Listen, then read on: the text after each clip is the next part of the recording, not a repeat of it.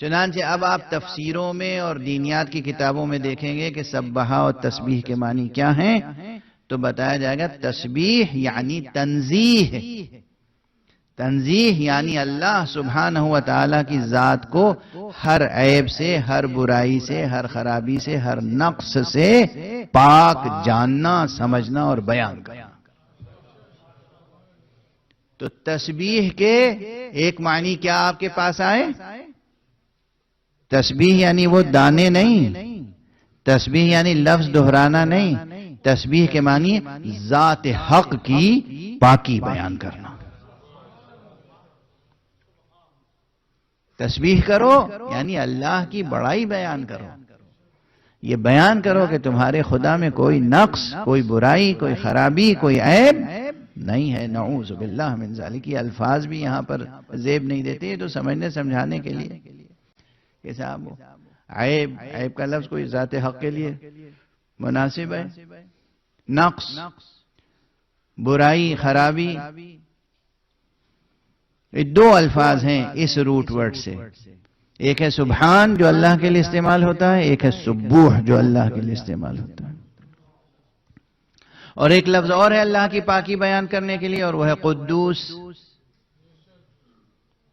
سبوح قدوس رب الملائکۃ والروح، سبوح قدوس رب الملائکۃ والروح۔ یہ ذکر اللہ پاک کو بہت پسند ہے۔ جو لوگ نماز شب پڑھتے ہیں، نماز شب ختم کرنے کے بعد اور نماز فجر پڑھنے سے پہلے سجدے میں سر رکھ کے اور 5 مرتبہ کہیے سبوح قدوس رب الملائکۃ والروح، پھر اٹھیے، پھر ایک بار آیت الکرسی پڑھیے، پھر سجدے میں سر رکھیے، پھر کہیے 5 مرتبہ سبوح قدوس رب الملائکۃ والروح۔ اگر آپ اس ذکر مبارک کے پابند ہو جائیں تو پھر دیکھیے خود آپ کے نفس میں کیسی پاکیزگی اور بلندی پیدا ہوگی۔ یہ سب وہ ذکر ہیں جو روح انسانی کو نورانیت بخشتے ہیں۔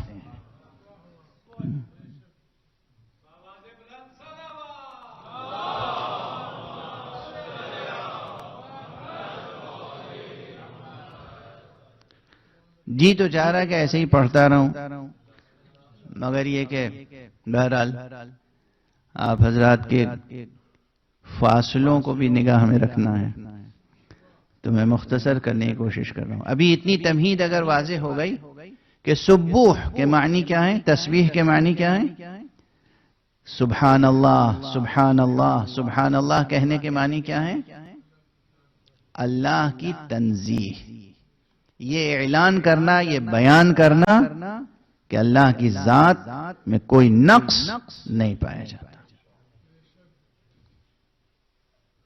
اچھا یہ کیوں بیان کیا جائے، کس لیے، کس کے سامنے، فائدہ کیا ہے؟ یہ فطرت انسانی، اس میں یہ خصوصیت ہے کہ ہر چیز کے متعلق وہ سوچتی ہے اس کا فائدہ کیا ہے۔ ہر چیز کے متعلق یہ سوال پیدا ہوتا ہے ذہن میں خود، کیوں، کس لیے، حاصل کیا ہے، فائدہ کیا ہے۔ توجہ رکھیے گا۔ وقت تیزی سے گزر رہا ہے، اس لیے یہیں پر ایک مسئلہ اور عرض کر دوں اور گفتگو ایک دم دوسرے مرحلے میں داخل ہو جائے، حالانکہ اس پہلے مرحلے میں بہت کچھ عرض کرنے کی گنجائش ہے، مگر کچھ میں عرض کر رہا ہوں، کچھ آپ ڈھونڈیے گا، تلاش کیجئے گا، مطالعہ کیجئے گا، ریسرچ کیجئے گا۔ ایک ہے تسبیح لفظی، یعنی زبان سے لفظ ایسے کہنا جس سے اللہ کی پاکی بیان ہو۔ توجہ ہے، متوجہ ہیں آپ حضرات؟ سبحان اللہ، سبحان اللہ، سبحان اللہ کہتے رہنا، یا سبوح قدوس رب الملائکۃ والروح کہتے رہنا، یہ اللہ کی پاکی بیان ہو رہی ہے۔ یعنی جو بھی سنے گا وہ سنے گا کہ ان کا خدا جو ہے، یہ جس کی عبادت کرتے ہیں اس میں کوئی عیب نہیں ہے، یہ جس کی عبادت کرتے ہیں اس میں کوئی نقص نہیں ہے، اس میں کوئی کمی نہیں ہے۔ یہ بہت بڑی بات ہے، لیکن یہ لفظ سے بیان کرنا ہے، اعلان ہے، بیان ہے، تقریر ہے لفظی۔ ایک مرتبہ اس سے بڑھ کر ہے اور اسے کہتے ہیں تسبیح عملی. توجہ رکھیے گا، تسبیح عملی کیا ہے؟ اب ظاہر ہے کہ لوگ جو عرفاء ہیں، بزرگ فلاسفہ ہیں، وہ جو عبارتیں لکھتے ہیں وہ بڑی مشکل اور ادق ہوتی ہیں، اور اب ہم عادی ہو گئے ہیں کہ مشکل اور ادق بحثوں کو ذرا آسان زبان میں آپ کے سامنے عرض کر سکیں. زبان سے، لفظ سے اللہ پاک ہے، اللہ پاک ہے، اللہ بے عیب ہے، اللہ کامل ہے، اللہ کمالات کا مجموعہ ہے، کہتے رہنا الگ ہے. اور اپنے اعضاء و جوارح سے ایسے کام کرنا کہ دیکھنے والا یہ سمجھے کہ اس کا خدا بے عیب ہے. یہ جس کی عبادت کرتا ہے وہ معبود برائیوں کو پسند نہیں کرتا، وہ معبود کمزوریوں کو پسند نہیں کرتا، وہ معبود نقائص کو پسند نہیں کرتا. یہ ہے تسبیح عملی. بہت بڑی بحث تھی، اسے میں نے چھوڑ دی اصطلاحیں اور پیچیدہ الجھی ہوئی عبارتیں. اب میں چھوٹی چھوٹی ایک مثالیں دوں اور معال مجلس کی طرف.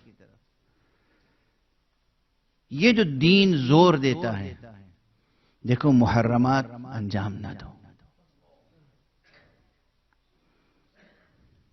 کسی شخص نے اشہدو ان لا الہ الا اللہ کہا ہی نہیں، وہاں اشہدو ان محمد رسول اللہ نہیں کہا، اسلام قبول نہیں کیا. ویسے تو وہ مکلف ہے فطری طور پر، قدرتی طور پر فی الاصالہ، لیکن اس سے کوئی نہیں کہتا کہ تم گناہ نہ کرو، حرام انجام نہ دو، واجب بجا لاؤ، مستحب بجا لاؤ، مکروہ انجام نہ دو. لیکن ایک بار پڑھ لیا اشہدو ان لا الہ الا اللہ، اب آ گئی پابندیاں. کیوں پابندیاں آئیں؟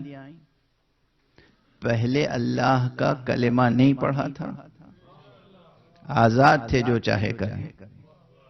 اب اس اللہ کا کلمہ پڑھا ہے جو بے عیب ہے، تو وہ چاہتا ہے کہ تم اپنے عمل سے بتاؤ کہ وہ بے عیب ہے.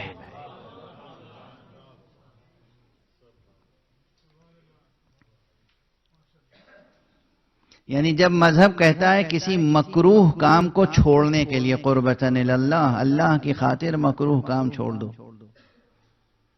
جو نازیبا بات ہے وہ نہ کرو. کیوں نہ کرو؟ اللہ کو پسند نہیں. اب آپ نہ کریں وہ کام صرف اس لیے کہ اللہ کو پسند نہیں ہے، یہی تسبیح عملی ہے. کسی نے آپ کو برا کہا، اب دل تو چاہ رہا ہے کہ اسے بڑھ کے ہم برا کہیں. کیا ہم منہ میں زبان نہیں رکھتے؟ وہی رکھتے ہیں. لیکن اللہ صبور ہے. اللہ کے ناموں میں سے ایک صبور، وہ بہت برداشت کرنے والا ہے. اللہ کے ناموں میں سے ایک نام ہے حلیم، وہ بہت حلم و بردباری سے کام لینے والا ہے. اللہ کے ناموں میں سے ایک نام ہے غفور، وہ بہت معاف کرنے والا ہے. تو اگر اللہ معاف کرنے والا ہے، اللہ بردبار ہے، اللہ حلیم ہے، اللہ پردہ پوش ہے، تو پھر وہ چاہتا ہے کہ اس نے تمہیں برا کہا، تم اسے پلٹ کے برا نہ کہو. اب اگر انسان قربتاً اللہ یہ روش اختیار کر لے تو اس نے چاہے زبان سے نہ کہا ہو سبحان اللہ، اس کا یہ عمل تسبیح الہی. واضح ہے؟ تو دو مرحلے تسبیح کے آج سامنے آئے. ایک تسبیح ہے لفظی، اور ایک جسے آپ تسبیح لسانی بھی کہہ لیں، تسبیح لفظی کہہ لیں، اور ایک تسبیح ہے عملی. ایک جملے میں پوری مجلس کا خلاصہ آ جائے گا، فضائل سمیت، اور مصائب سے بھی بات جڑ جائے گی. تسبیح کا اگر یہ مفہوم واضح ہو گیا کہ تسبیح نام ہے اللہ کی پاکی بیان کرنا، یہ بیان کرنا کہ اللہ پاک ہے، منزہ ہے، بے عیب ہے. اب اس میں بڑی بحثیں ہیں، پاک ہے، منزہ ہے، بے عیب کن کن چیزوں سے، کیا مفاہیم ہیں. یہاں پر بہت لمبی چوڑی بحث ہے. تمام صفات سلبیہ کی بحث آئے گی، یہاں پر صفات ثبوتیہ کی بحث آئے گی، وہ سب پیچیدہ بحث ہے. مگر یہ 3 دن کی گفتگو میں تو وہ سب سمیٹا نہیں جا سکتا. شوق اگر بیدار ہو گیا تو آپ انشاءاللہ مطالعہ فرمائیں گے، نتائج تک پہنچیں گے. اللہ کی تسبیح بیان کرنے کے معنی ہے کہ اللہ بے عیب ہے، اس میں کوئی نقص اور کوئی کمی نہیں ہے، اور اللہ بری باتوں کو پسند نہیں کرتا. بری باتوں کو پسند نہیں کرتا. اب شروع کیجئے آپ، بری باتیں تو بہت ہیں.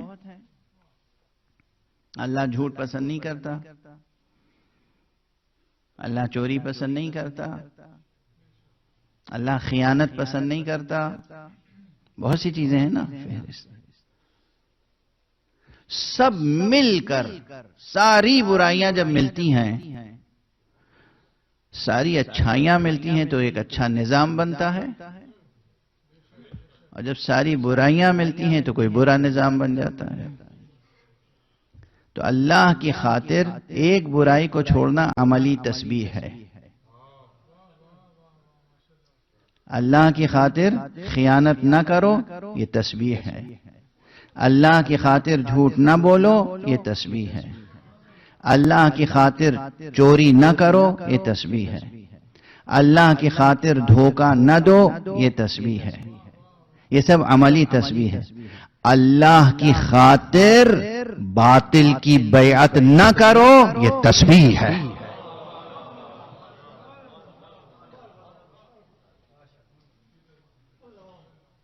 اللہ کی خاطر باطل کی بیعت نہ کرنا تسبیح عملی ہے. کس کی خاطر ٹھوکر ماری باطل نظام کو؟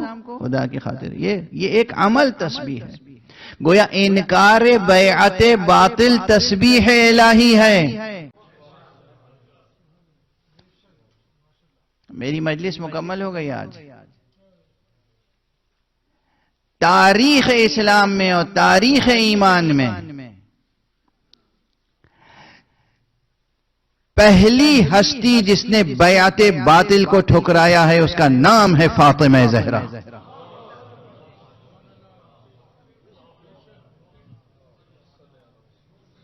بلند صلوات پڑھیں محمد.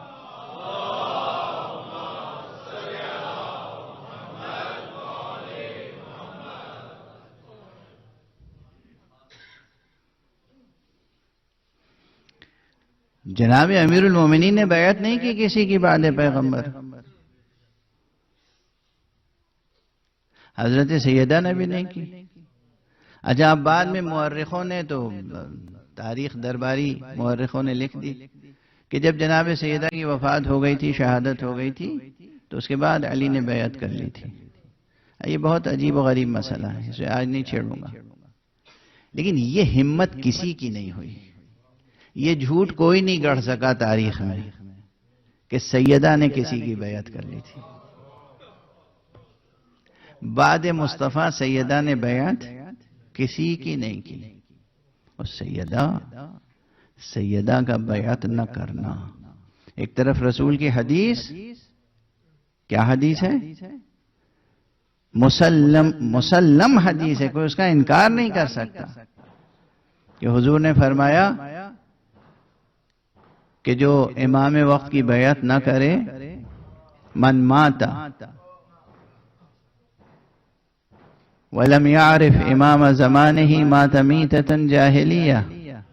ایک تعبیر یہ ہے، اور دوسری عبارتیں بھی ہیں کہ جو مر جائے اور اپنے زمانے کے امام کو نہ پہچانتا ہو، معرفت نہ رکھتا ہو، وہ جاہلیت کی موت مرتا ہے.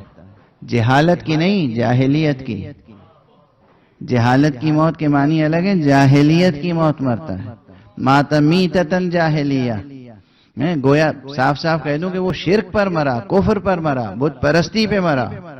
جس نے امام کو نہیں پہچانا اس نے توحید کو نہیں جانا. اس لیے کہ امام کون ہوتا ہے؟ توحید حق صمدی کا ترجمان. تو حضور کی یہ حدیث ہے جس پر بڑے بڑے فقہائے صحابہ نے عمل کیا ہے. تو جو بیعت کیے بغیر اور امام وقت کو پہچانے بغیر دنیا سے گزر جائے اس کی حیثیت کیا ہے؟ یہ ایک طرف مسلم اور دوسری طرف یہ مسلم کہ بعد پیغمبر سیدہ فاطمہ نے کسی کی بیعت نہیں کی. یہ نہیں کہ کسی کی بیعت نہیں کی. رسول اللہ نے غدیر میں جس کی بیعت کرا دی تھی اس کی بیعت پہ باقی رہی. تو یہ نہیں کہ کسی کی بیعت نہیں کی، بلکہ سیدہ وہ تھی جنہوں نے رسول کی کرائی ہوئی بیعت توڑی نہیں اور اسی پر قائم رہی. اور اس کے مقابلے پہ جس نے بھی بیعت طلب کی اس کی سیدہ نے بیعت نہیں کی. سیدہ کا بیعت نہ کرنا ایک عملی تسبیح الہی ہے، اور یہ تسبیح الہی حسین نے اپنی ماں سے سیکھا. نہ ماں نے بیعت باطل کی نہ بیٹے نے بیعت باطل کی. بس آج کی گفتگو یہاں تک پہنچا دی. ہاں یہ اور بات ہے کہ بیعت نہ کرنے کے نتیجے میں جو ظلم و ستم ہوئے وہ کم نہیں تھے. اللہ اکبر، الامان والحفیظ، کیا کیا ستم ہوا ہے. آقا حسین سے پہلے سیدہ پہ بھی کیا کیا ستم ہوا ہے. آخر یہ کوئی معمولی بات تو نہیں تھی نا کہ سیدہ نے رسول کی وفات کے چند ہی روز بعد تو یہ شعر کہا ہے نا، صبت علی مصائب لو انہ صبت علی الایام صرن لیالیا. میرے اوپر ایسی مصیبتیں پڑی کہ اگر روز روشن پہ پڑ جاتی تو وہ شب تاریک سے بدل جاتی. کیا قیامت کا شعر ہے، کیا المناکی ہے، کیا قیامت کا شعر ہے. ابھی میں کچھ دیر قبل کسی جگہ یہی تذکرہ کر رہا تھا، اس وقت زبان پہ وہی تذکرہ آ رہا ہے. آپ سب واقف ہیں، تو صرف تذکرہ ہوتا ہے، یاد دہانی، تاکہ دل میں یہ غم زندہ رہے، تاکہ ہماری آنکھیں جو ہیں وہ غم آل رسول میں نم رہیں. آپ بتائیے کیا گزری ہوگی سیدہ کے دل پر جب مسجد میں داخل ہوئی ہوں گی اور استقبال کرنے کے لیے وہ شفیق بابا نظر نہیں آئے ہوں کہ جو عموماً جب بی بی مسجد میں آتی تھیں تو وہ بابا اپنی جگہ سے اٹھ جاتے تھے، کھڑے ہو کے چند قدم آگے بڑھ کے بی بی کا استقبال کرتے تھے، بی بی کے ہاتھ کو بوسہ دیتے تھے. باپ، وہ بھی کون باپ؟ سید المرسلین خاتم النبیین اپنی بیٹی کے ہاتھوں کو بوسہ دیتے تھے، قریب لا کے اپنی مسند پہ بٹھاتے تھے. آج وہ بی بی آ رہی ہے مسجد میں، ایک تو بابا نظر نہیں آتے اور دوسرے کچھ ایسے لوگ بیٹھے ہیں جو بی بی کے احترام سے آشنا نہیں ہے. بی بی کھڑی ہے تو کوئی یہ کہنے والا نہیں ہے رسول زادی تشریف تو رکھے. اجرکم علی اللہ، اجرکم علی اللہ. خدا آپ کو کسی غم میں نہ رلائے سوائے غم محمد و آل محمد کے. بی بی کے مسائب، بابا نظر نہیں آ رہے. نہ صرف یہ کہ بابا نظر نہیں آ رہے ہیں، وہ بی بی جسے صدیقہ کبریٰ کہا ہے رسول نے، وہ صدیقہ کچھ کہے اور اس سے گواہ طلب کیے جائیں. یہ مسائب میں مسائب، دل ٹکڑے ٹکڑے ہو جاتا ہے. بی بی فاطمہ زہرا سے کوئی کہے کہ تم گواہ لاؤ،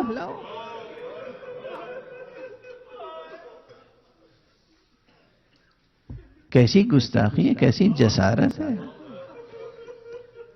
کیا بے معرفتی ہے. اور بس اب وہ جملے تو آپ حضرات کے کانوں میں گونجتے رہتے ہیں، لیکن جب بھی ادا ہوتے ہیں ذاکر کی زبان سے تو کیا دل و جگر کو چاک کر کے رکھ دیتے ہیں. یہ بی بی گھر میں موجود ہے اور کوئی آتا ہے اور کہتا ہے کہ اگر تم نے ہمارے فیصلے کو قبول نہیں کیا تو ہم اس گھر میں آگ لگا لیں.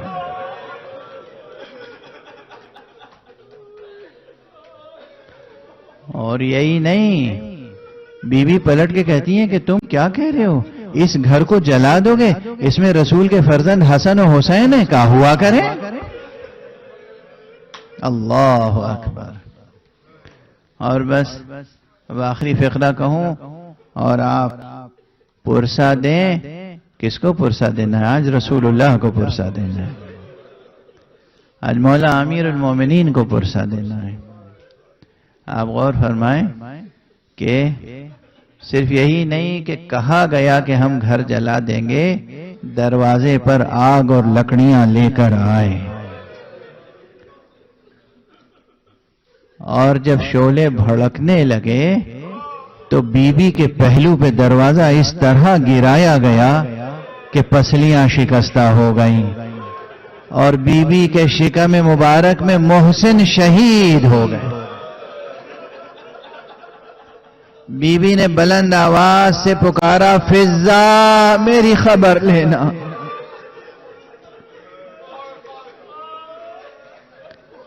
بی بی ہیں اور زمین پر تڑپ رہی ہیں، در و دیوار کے درمیان پیس دی گئی، رسول کی امانت کی بے حرمتی ہوئی، اور علی ابن ابی طالب مظلومیت کے ساتھ دیکھتے رہے یہ مصائب۔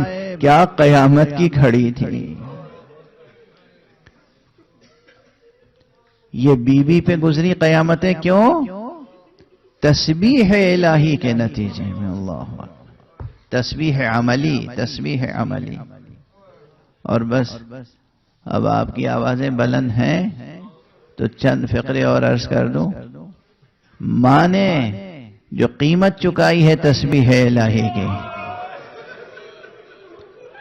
وہ یہ ہے، اور بیٹے نے جو قیمت ادا کی ہے،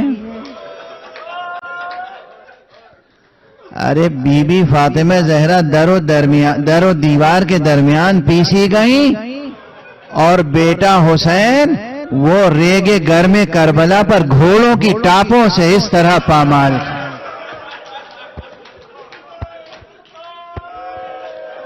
مورخ طبری کا جملہ ہے کہ پسلیوں کی ہڈیاں، یہ پسلیاں ٹکڑے ٹکڑے ہو گئیں۔